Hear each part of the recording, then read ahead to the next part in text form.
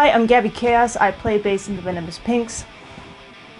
Who influenced me the most when I started playing music? I gotta say Mike Dirnt from Green Day. Pretty much got started with them and then it was over.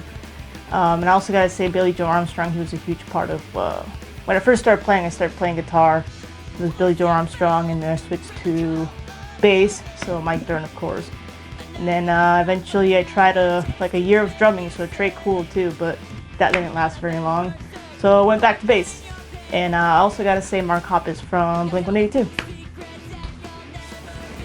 The most important releases for me so far in my career, it probably was all when I was in my teen years.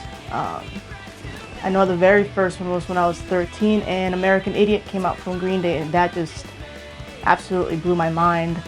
I wanted to know everything about the band and their influences, so that one was huge for me. And I still think American Idiot is like a masterpiece, but other people can argue on that. The second one probably has to be Take Off Your Pants and Jacket by, Blink-182. They're a huge influence on me. Like, that whole album is just front to back. You can just listen to the whole thing and you don't skip a track.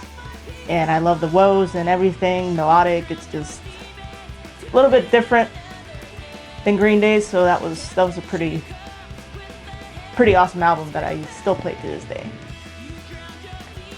The other record would be For Blood and Empire by Anti-Flag.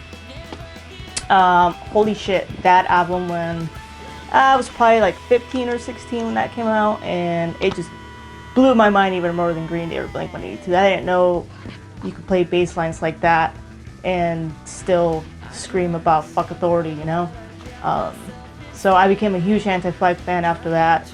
And I remember one time I had a sticker in my car that said, fuck the flag and fuck you.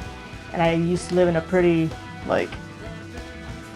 okay neighborhood, and I would get so many people like just honking at me and telling me to fuck off and go back where I came from, but you know.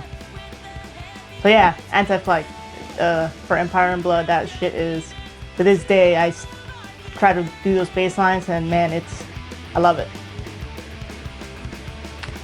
The other album that really is a little bit different, The Living End, State of Emergency. I was probably around that same age, 16, and it was a weird time because I was into Anti-Flag, fuck this, fuck authority, and then The Living End, which is like rockabilly punk.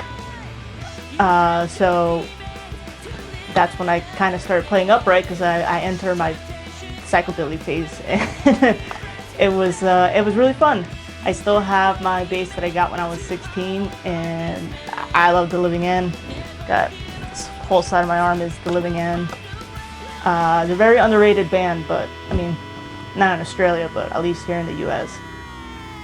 Scott Owen's an amazing bass player. Chris Shaney, like, just any album that they put out is amazing.